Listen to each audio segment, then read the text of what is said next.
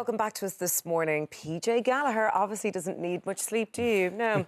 He's up at the crack of dawn for his breakfast show on Classic Hits 4FM, and he's about to bring his unique brand of stand-up back on the road to keep him occupied at night as well. I'm just tired thinking about it. And fresh from his scene-stealing turn in Cork-based crime caper The Young Offenders, which is proving a big success with international audiences, he's never been in more demand. Welcome to Sunday AM, PJ. No worries, thanks for having me. Of course. Hello again. Yeah, The Young Offenders, I mean, cracking movie, but it's just brilliant to see the way it's been accepted, adopted and loved by the audience, particularly in the UK as well. Yeah, I know. I don't think anyone saw that coming, to be honest with you. Like, we were hoping it would do well in Ireland, you know. And then it just went over to the UK and they loved it. Like, so much so there was a bit of scepticism behind it because they even made a version that had subtitles on it. Because they had the Cork accent and all, Will It Travel, and not one person has asked for those subtitles. So it seems to just have travelled as it is, and it's gone to Toronto now, and New Zealand, Australia, Canada. It's just... Oh, there's a clip of it now. It is brilliant. The story is about two young fellas. There's yourself, looking very well. You're a drug dealer, and these are two young fellas who are looking for a bale of cocaine down in West Cork.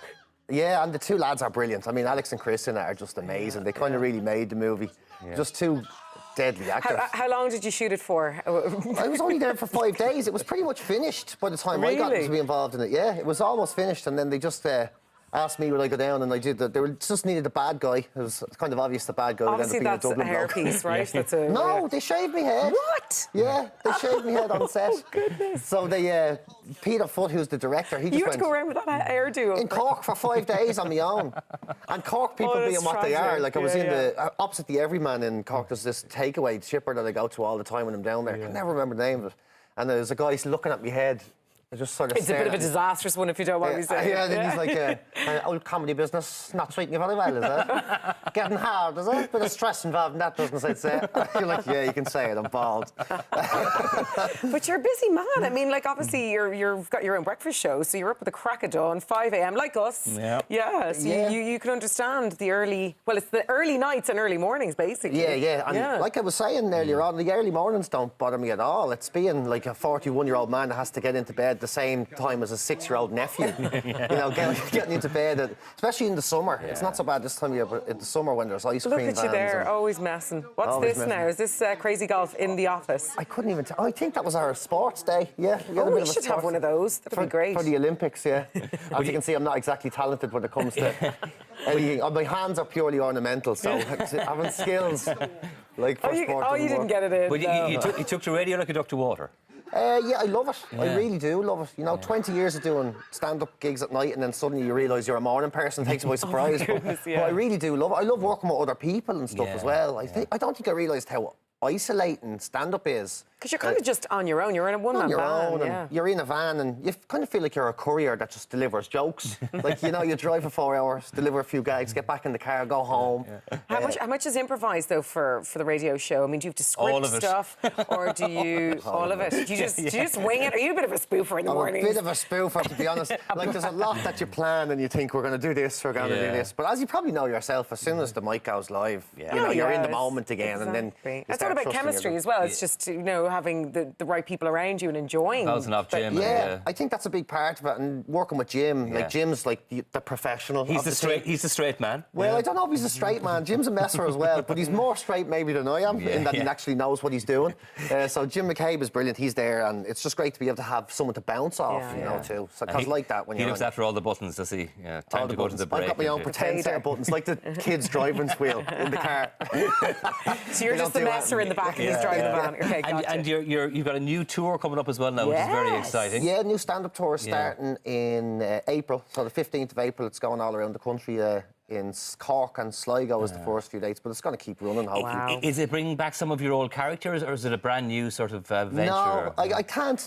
I realised earlier on that those characters don't really work on stage because people know they're not real. Yeah. So, and it's kind of, I suppose I appreciated the opportunity to be on stage and actually be myself for a change. So what can people look forward to then? Is there any tidbits? Can you divulge what we can see? To be honest, I've half written it. This is the problem with being a stand-up. You kind of call the show something and you write a little bit. Okay, and then so you're not finished with it I'm like yet, cramming for my leaving cert now. Really? It's like, you know, I know when the exam is and I better get my act together. And do you road test the jokes on people? Like, would you go, listen, guys, I want to try this out and go for it? or not? No, you just Yeah. trust your own judgment. No, a little bit. Like, you go to the smaller clubs and you try bits and pieces. So, like, the likes of the International and all those places, they're kind of like going to the gym. Yeah. So you work up your comedy muscles, and then when you're on your own... Do you know, that's a really interesting thing, because I was actually reading Amy Schumer's book. Was I telling you that? No. The girl with the lower back tattoo. Obviously, Amy Schumer is massive now, obviously. But she was talking about starting out in comedy and how she literally liked that. She had to exercise her comedy muscle. I mean, everybody kind of doubted her. She got up night after night after night, and she had to really hone her skill set. Yeah, you so have to, essentially, you know, it's acting really as well as performing. It is a isn't bit, yeah. And it's like, it was one thing having a story that you know is funny in the pub or with your friends or when you're sitting there, but then turning it of into them a don't piece work. that you can make Yeah. work in any room at any time is a whole different thing. I you must know? admit, it's the most terrifying concept ever for me. You know the way people have dreams about doing their leaving cert or walking down the street only wearing a T-shirt? I have dreams about being stuck out in front of an audience and expecting to make them do? laugh. Oh, it's terrifying, yeah. And I don't know how you do it. I really It'd be harder don't. to frighten them, though. That's what I think. It's definitely not the hardest thing. It'd be harder to scare them. Yeah.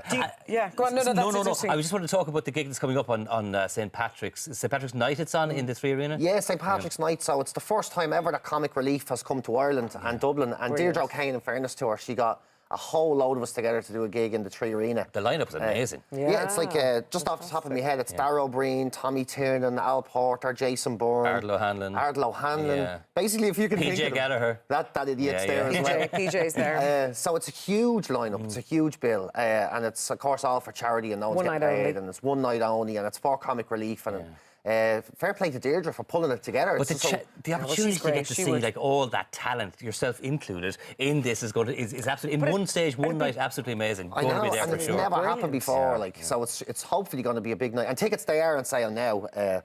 So if you want to get in. How's that going to run, though? Because there's so many on the lineup then. So how many minutes does each stand-up get? I have a funny feeling it's going to be like a WWF Tag Team Royal Rumble. Yeah, so go, you Castle win, Band, do your go. 7 or 8 minutes and then tag the next guy and Yeah, tag the yeah, next guy. So it's going to be pretty fast moving and pretty fast paced. They're a great pool of people, though, aren't they? I mean, like, who are those? I know you're friends with Jason, but who kind of is your kind of Irish comedic? I don't know. Who do you love? Tommy Tiernan. Everybody loves Tommy. Like, He Tommy's is actually just a genius. bit of a isn't he? godfather of it at this stage, you know. And Des Bishop did a lot for me when I was starting out as well, giving me that right? tours Yeah. and stuff. So I suppose, and then of course the likes of Dara and stuff. And what's good about having those big names is everyone will be that little bit competitive too. Of course, I was going Yeah. to say So you're that. going to get the 8 minutes of the very The best, best. of Yeah. everybody on the Yeah, night, yeah. you know, because nobody wants to go up in front of that lineup Yeah. and not do really, really well. I've you know? never heard a better sales line in my life than that one. That's PJ. really made that me was wanna go. really good there. But that's not even that's true. It's like why festivals are the same, you know, Yeah. because if you catch 6 lads on the bill, you know, you're always thinking, well, you really have to be at your best. Whereas if it's your own for an hour, you think, well, there'll be ups and downs and bits and pieces. So, PJ, quick final question. Any plans for Valentine's night? Oh, Yes, isolation. Absolute isolation. Valentine's Night is horrible. God, I feel sorry for anyone in a relationship on Valentine's Night. Especially in, you know, the restaurants and the pressure and the whole lot. Do it the week after. It's this Hallmark holiday, isn't it? It's kind of, you know... just Yeah. a card is enough, I think. Just go for the card. Even, make it yourself out of a cornflakes box or something. I think go the week after. If you can just arrange, we'll do it on the weekend or the week after and just take the pressure and if off. the relationship survives that, well, then it's a good relationship. A week of isolation. Take a break from each other, actually. If you're in a couple, you should just separate, date somebody else that night, remind each other that it's not worth it and come back together. Keep it fresh, yeah? Yeah, good stuff. Listen, I'd love to have you on the sofa all for the rest of the show, but we can't. We have to move on because we've got lots of fashion on the It's way. the nicest way of getting rid of me Thank ever. you. Yeah, Thanks for a that. million, so much. PJ. Great to see you.